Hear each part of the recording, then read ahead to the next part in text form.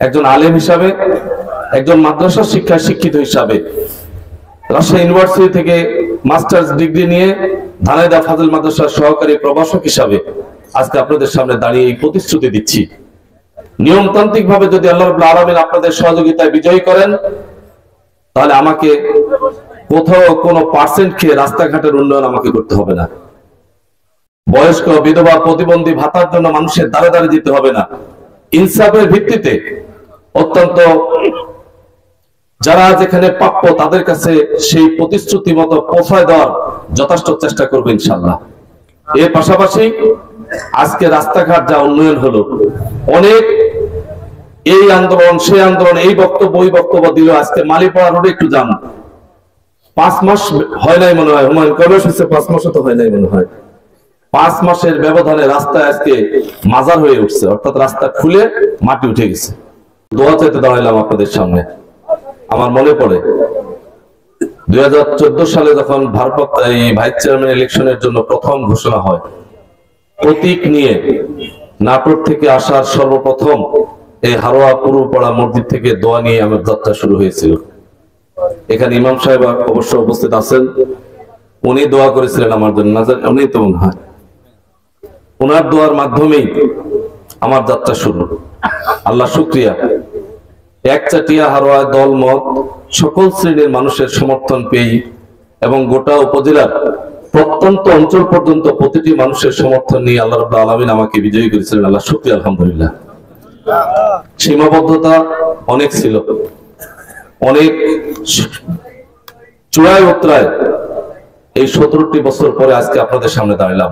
কথার শুরুতে এই বৈষম্য বিরোধী আন্দোলনে, আজাদী আন্দোলনে, মুক্তির আন্দোলনে, নির্যাতিত নিপীড়িত আন্দোলনে যারা সংগ্রাম করতে গিয়ে রাজপথে ইসলামী আন্দোলনের, জামায়াত ইসলামীর, বাংলাদেশ জাতীয়তাবাদী দল বিএনপি সহ বৈষম্য বিরোধী ছাত্র আন্দোলনের নেতৃত্বে অংশগ্রহণ করে দল মত ধর্ম বর্ণ নির্বিশেষে সবাই মাঠে নেমে প্রায় 1600-র অধিক জীবন দিয়ে এই আন্দোলনে সফল এনে দিয়েছে, আমাদেরকে মুক্তি করে দিয়েছেন।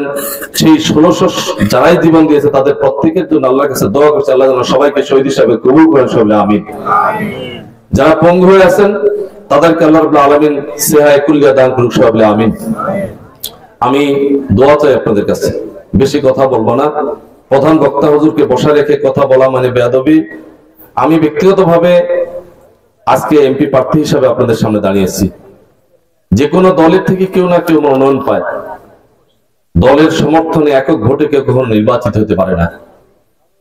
প্রার্থী হওয়ার পরে দল মত ধর্ম বর্ণ নির্বিশেষে সকলের দোয়া এবং সমর্থন, প্রচেষ্টা, সহযোগিতার মাধ্যমে একজনের বিজয় হয়। আমি ব্যক্তিগতভাবে আপনাদের সামনে এই কথাটা বলতে চাই। আমি এমপি প্রার্থী হিসাবে বিগত সময়ে আপনারা অনেক নেতৃত্ব নির্বাচিত করেছেন। একজন আলেম হিসাবে, একজন মাদ্রাসা শিক্ষায় শিক্ষিত হিসাবে, রাজশাহী ইউনিভার্সিটি থেকে মাস্টার্স ডিগ্রি নিয়ে ধানাইদা ফাজিল মাদ্রাসার সহকারী প্রভাষক হিসাবে আজকে আপনাদের সামনে দাঁড়িয়ে এই প্রতিশ্রুতি দিচ্ছি, নিয়মতান্ত্রিক ভাবে যদি আল্লাহ রাব্বুল আলামিন আপনাদের সহযোগিতায় বিজয়ী করেন, তাহলে আমাকে কোথাও কোনো পার্সেন্ট খেয়ে রাস্তাঘাটের উন্নয়ন আমাকে করতে হবে না। বয়স্ক, বিধবা, প্রতিবন্ধী ভাতার জন্য মানুষের দ্বারে দ্বারে যেতে হবে না। ইনসাফের ভিত্তিতে অত্যন্ত যারা যেখানে প্রাপ্য তাদের কাছে সেই প্রতিশ্রুতি মতো পৌঁছায় দেওয়ার যথেষ্ট চেষ্টা করবো ইনশাআল্লাহ। এর পাশাপাশি আজকে রাস্তাঘাট যা উন্নয়ন হলো, অনেক এই আন্দোলন সেই আন্দোলন, এই বক্তব্য ওই বক্তব্য দিল। আজকে মালিপাড়া রোডে একটু যান, 5 মাস হয় নাই মনে হয়, হুমায়ুন কবির হচ্ছে 5 মাসও তো হয় নাই মনে হয়। 5 মাসের ব্যবধানে রাস্তায় আজকে মাজার হয়ে উঠছে, অর্থাৎ রাস্তা খুলে মাটি উঠে গেছে। এই উন্নয়ন হয়েছে, আল্লাহ অশেষ মেহেরবানি। আমি আপনাদেরকে প্রতিশ্রুতি দিচ্ছি, একজন আলেম হিসাবে বিগত অনেকবার অনেক নেতা নির্বাচিত করেছেন, পরীক্ষামূলক ভাবে একটিবার আমাদের মতো আলেমদেরকে নির্বাচিত করে দেখেন। আমরা বিগত গতানুগতিক যত নেতৃত্ব আছে সমস্ত নেতৃত্বের চেয়ে ব্যতিক্রম কিছু উন্নয়ন আপনাদের সামনে উপস্থাপন করবে ইনশাআল্লাহ। এই প্রতিশ্রুতি আপনাদের দিচ্ছি, আপনাদেরকে প্রতিশ্রুতি দিচ্ছি, টিকসই মানসম্মত রাস্তা নির্মাণ করে দেখাই দিব। এই রাস্তা 5 বছর 5 দিনে 5 মাসে নয়, 5 যুগ চলে যাবে, তবে রাস্তা সহজে নষ্ট হবে ইনশাআল্লাহ। অতএব আমি আপনাদের কাছে দোয়া চাই, আপনাদের দোয়া। এই পূর্বপাড়া থেকে দোয়া নিয়ে আমি ভাইস চেয়ারম্যান নির্বাচিত হয়েছি। আমার বিশ্বাস কঠোর পরিশ্রমী, হালাল উপার্জনকারী, অত্যন্ত নির্বিঘ্ন ধর্মভীরু মানুষগুলো হচ্ছে হারোয়া পূর্বপাড়ার মানুষ যারা আছেন। আপনারা যদি আমার জন্য একটু প্রাণ খুলে দোয়া করেন, আপনারা যদি আমার জন্য একটু সহযোগিতার হাত বাড়ায় দেন, আপনারা যদি আমার জন্য একটু সার্বিকভাবে সহযোগিতার মাধ্যমে গোটা বড়াইগ্রাম গুরদাসপুর আপনাদের মুখ থেকে একটু কথাগুলো বলেন, আমার বিশ্বাস এই আওয়াজ দিয়ে আল্লাহর অশেষ মেহেরবানি বড়াইগ্রাম গুরদাসপুরের নেতৃত্বে এমপি নির্বাচিত হয়ে আমি আপনাদের খেদমত করতে হয়তো আল্লাহ রাব্বুল আলামিন কবুল করতে পারে।